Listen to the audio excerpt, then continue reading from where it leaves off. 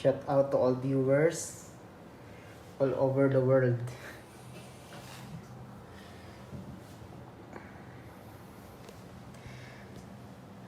Yes. Welcome to the viewers.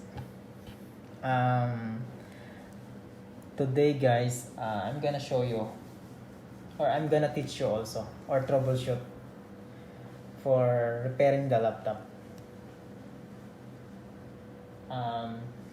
For now, welcome to my workshop. See, I have 1, 2, 3, 4, 5 laptop to repair, but almost finished, almost done. Ayan.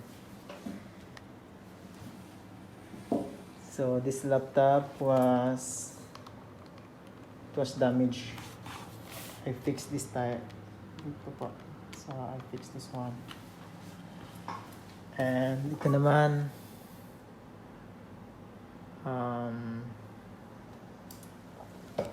reprogram. Finish na rin, finish. And this one, it was dropped by the owner. So before, it was cracked. Basag po ito. Ito, basag. At natatanggal to. Tapos pag binuksan mo siya, medyo umaangat yung metal parts niya dito. So, but now it finished. And I encourage also sa owner na mag-upgrade siya ng SSD. So ito yung old hard disk niya inside. And it was working na.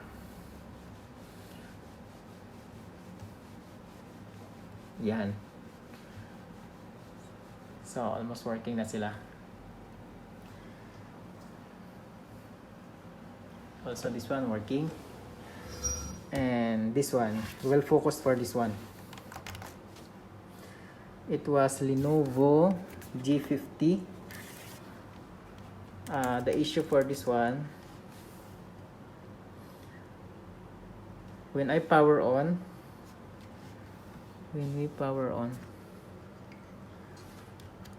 may lead indicator siya na the motherboard was working, but there is no display here.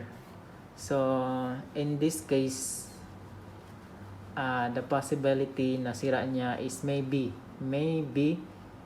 battery, maybe low voltage kasi wala tayong charger eh. The owner was not taking the charging. Or maybe the hard disk, kasi yung tendency niya maybe yung hard disk hindi nagra-run kaya hindi siya nag-display. Or else maybe some cases yung hard disk minsan nagwo-work, not working, but may display some error regarding the hard disk. But in this case wala talaga siyang screen, wala siyang display, but motherboard is working, no any error.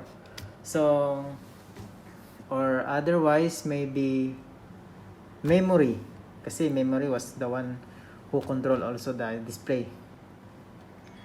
And also maybe motherboard, specific in motherboard video card, kaya wala siyang display dahil sa video card maybe.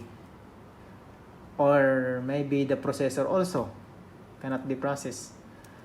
Or otherwise maybe the cable from the motherboard going to screen, maybe some damage or some short, or I don't know, depends to the situation. Kasi minsan pag sa sobrang tupi-tupi yung kable niya dito going to screen ay may nagkakaroon ng damage. So maybe the cause also for no display. Or maybe screen panel, screen problem. So minsan pag nagda-diagnose ako ng same cases, kung yung problema niya po ay yung screen, try nyo maglagay ng external monitor to check if there is coming display or not. May HDMI naman siya, may VGA din. But in this case talaga, no power. So now we will try to troubleshoot. Since na hindi natin siya mapa-power off kasi nga walang screen, walang display. So I will try to hard reset, hard power off. But it's not advisable kasi masira yung hard disk niya.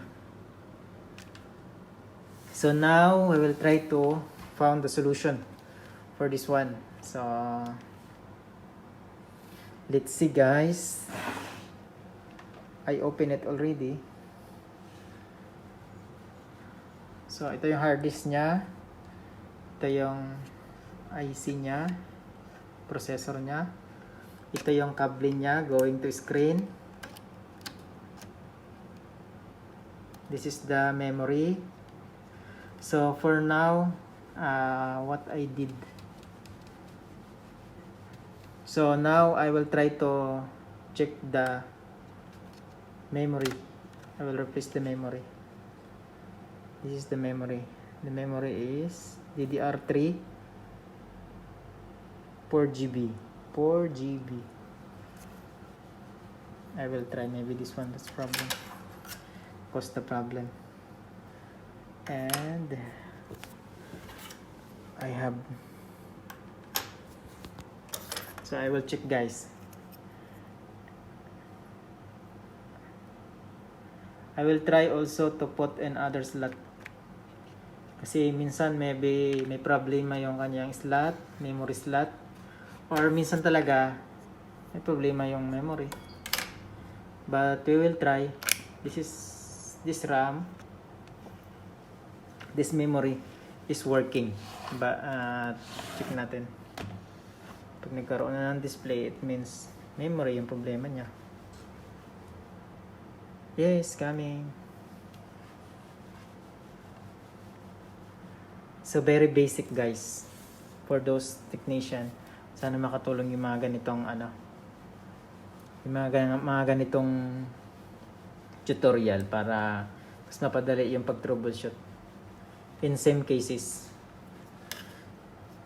So in my case, I conclude na yung problema niya is memory. But hindi ko sinabing memory, maaring yung may slot niya or maybe lost connection lang ng memory, hindi lang maganda pagkasalpak kaya nagkakaroon siya ng error.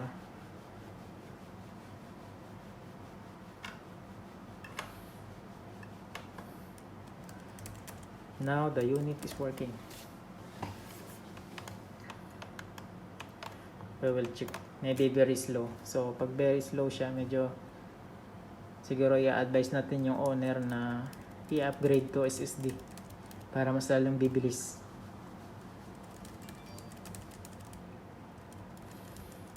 Ayan. Ang dami kong gawa ngayon. But almost all done. Sige na, that's all for today guys. Thank you for watching. I don't know kung sino nagwa-watch kasi busy.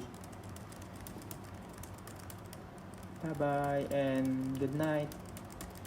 Good night everyone.